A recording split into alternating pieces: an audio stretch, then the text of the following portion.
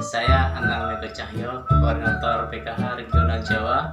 Pada saat ini sedang melangsungkan pertemuan kelompok, pertemuan peningkatan kemampuan keluarga dengan KPM di Desa Bulukerto, Kecamatan Bumi Aji, Kota Batu, untuk pembelajaran pencegahan stunting.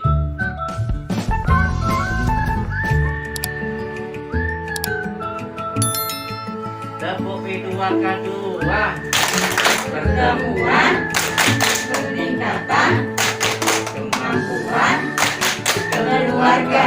Tepuk Corona, Cuci tangan, pakai masker, jaga jarak. Terima kasih, tepuk tangan. Jadi Ibu, hari ini saya datang kembali untuk berbicara, bincang-bincang dengan ibu-ibu. Kita belajar tentang stunting. Ada yang tahu tentang stunting? Oke, ada ya. Jadi ibu-ibu, sebelum kita bicara stunting, saya ingin memperlihatkan sebuah pohon ya. Nah, kita punya pohon nih. Ini pohon Bu ya, anggap aja pohon Bu ya. Ini apa Ibu? Ini Daun, ranting, dahan ranting ya. Yang ini? Nah, yang ini? buah. Wah. Oke. Dari pohon ini kita akan belajar Bu ya. Ibu tentu pengen anaknya masa depannya sukses, betul? Nah, baik Ibu, saya pengen tahu ya, ibu-ibu harapannya terhadap anak-anaknya seperti apa? Nah, misal inginnya anak saya jadi dokter, macam-macam gitu ya. Boleh Bu ditulis di kertas ini ya. Nah, jadi masing-masing ibu kita bagi satu kertas. Nanti silahkan dipotong masing-masing gitu ya. Nanti kita tuliskan, ibu tuliskan di sini harapannya. Mungkin ada dua. Anaknya kita Pak. Oh, maksudnya harapan seluruh anaknya tuh pengen jadi apa? Mungkin sukses, jadi ulama, jadi dokter, jadi apa gitu ya? Bisa dipahami? Bisa. Boleh nih, tolong dibagikan kepada ibu semua. Masing-masing menulis harapan terhadap anaknya mau jadi apa nanti. Oke, silakan. Mungkin ini pakai spidol, bisa dibuka.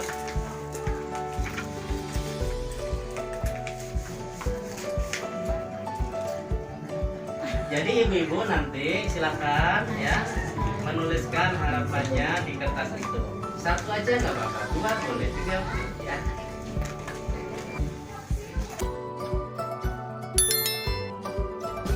Kita berbicara tentang pohon. Ya, sebuah pohon dia akan bisa tumbuh subur atau tidak subur tergantung dari asupan gizi yang diperoleh dari tanah, betul tidak? Nah, disitulah akan menyerap saripati. Jika tanahnya tidak subur, tidak pernah diberi pupuk, ya, tidak ada perhatian, maka akhirnya pohon ini kurang saripati makanan dan menyebabkan tumbuhnya terhambat. Sebuah pohon yang tubuhnya nggak normal, yang harusnya panen nggak panen, pernah? Yang harusnya sudah tinggi masih pendek aja. Pernah? Yang harusnya berbuah nggak berbuah, pernah? Nah, manusia juga seperti itu. Ada kondisi di mana anak-anak pada saat tumbuh dan berkembang itu tidak sesuai dengan usianya. Betul? Ada? Nah, itu yang kita namakan stunting. Tahu stunting ibu-ibu? Tahu. Dari mana kenal stunting? Posyandu. Dari Posyandu. Rutin pertemuannya? Rutin. Alhamdulillah. Nah, stunting kalau dalam bahasa pengertiannya ada yang boleh menjawab apa? Pendek. Pendek, apa lagi? Cebol. Cebol, apa lagi? Kurang, apa lagi?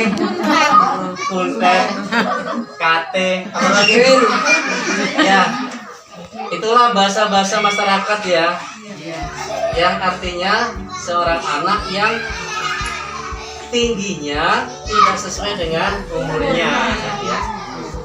Dimana tingginya tidak sesuai atau tidak sepadan dengan anak-anak seusianya, begitu Bu ya. Atau berdiskusi tentang penyebab langsung dan penyebab tidak langsung yang menjadikan anak stunting. Ya, kita bagi menjadi 4 kelompok. Ini kelompok 1, kelompok 2, kelompok 3, kelompok 4. Setiap kelompok berdiskusi. Nah, kelompok 1 nih tugasnya apa? Ya, pertama penyebab stunting pada ibu hamil. Coba dirumuskan ya. Apa aja penyebab stuntingnya itu? Yang kedua, ya, penyebab stunting pada masa bayi baru lahir sampai 6 bulan. Ya, kelompok 1 pada saat hamil, kelompok 2 pada saat lahir hingga 6 bulan, kelompok 3 penyebab stunting pada usia 6 bulan hingga 6 tahun. 6 bulan hingga 6 tahun. Coba didiskusikan, dibicarakan apa sih penyebab stunting saat anak usia 6 bulan hingga 6 tahun. Yang kelompok 4, ya, penyebab stunting yang disebabkan oleh kondisi rumah dan lingkungan. Faktor rumah dan lingkungan yang menyebabkan stunting. Sudah, ayo silakan berdiskusi.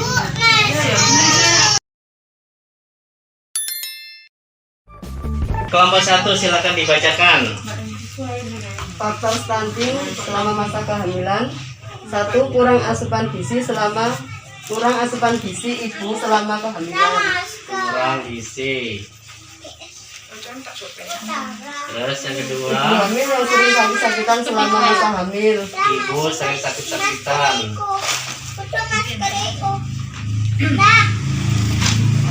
Ada lagi, Kondisi kejiwaan ibu selama masa kehamilan. kondisi kejiwaan. Oh. Baik, kita kasih tepuk mantul. Mantul, mantul. Mantul, mantul. Betul. Nah, terhadap apa yang ibu ya identifikasi ini, mari kita kelompokkan. Mana yang menjadi penyebab langsung dan tidak langsung. Baik, kurang gizi penyebab langsung apa tidak langsung? Langsung. Kita tandai L. Ibu sering sakit, langsung apa tidak langsung? Langsung. Kondisi kejiwaan, langsung apa tidak langsung? Tidak langsung. Tidak langsung. Ya, ngamuan misal gitu ya. Bahkan sedih itu loh, Pak. Akhirnya nggak mau makan. Kondisi ibu hamil. Oke. Saat usia 6 bulan, ya, lahir sampai 6 bulan, tidak diberi ASI eksklusif, langsung apa tidak langsung? Langsung. Ditinggal kerja, Tidak langsung. ya, tidak langsung. Kurang perhatian, Tidak langsung. tidak langsung. Baik, usia 6 bulan sampai 6 tahun, anak susah makan, Langsung. langsung. Diberi ASI sering muntah, Langsung. langsung. Oke. Dan yang terakhir, kondisi rumah dan lingkungan. Kurang bersih lingkungannya? Tidak langsung. Tidak langsung. Makanan kurang sehat? Langsung. Langsung. Faktor ekonomi? Tidak langsung. Tidak langsung. Kurang perhatian? Tidak langsung. Tidak langsung. Tidak langsung, ya. Baik. Baik, saya ingin jelaskan mana-mana yang kira-kira menjadi penyebab langsung. Tadi kan sudah kita tulis ya. Penyebab langsung adalah penyebab yang langsung berhubungan. Ya, misal nih karena kurang gizi ya, tentu perkembangan janinnya lambat, pertumbuhan anaknya lambat, yang gitu ya. Yang kedua lagi penyebab langsung, ada yang belum tertulis di sini. Karena mungkin infeksi penyakit, betul nggak? Kena cacingan, kan gitu ya? Akhirnya makanan yang bergizi itu disedot oleh cacing, sehingga anaknya kurang gizi. Itu juga penyebab langsung. Ada lagi kira-kira? Tidak diberikan imunisasi, nah kan? Sehingga anak gampang sakit. Itu penyebab langsung. Yang tidak langsung, apa kira-kira? Lingkungannya kotor, sehingga menyebabkan potensi ibu yang hamil atau keluarganya ya terinfeksi kuman bakteri, dan begitu menyentuh anaknya, nah tertular penyakit. Ya, ingin anak sehat, berikan gizi terbaik. Stunting. No, no. Are you ready? Yes. Selanjutnya yang menjadi penting adalah bagaimana kalau kita mendapati ada anak stunting di sekitar kita. Kira-kira diapain, Bu? Dinyek? Cepul, kerdil. Jangan, Bu ya. Anak stunting juga perlu perhatian.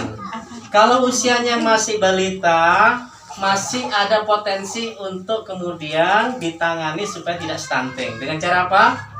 Diperiksakan ke layanan kesehatan. Datang Ibu silakan ke puskesmas ya atau ke posyandu, kemudian diperiksakan bagaimana tumbuh kembangnya.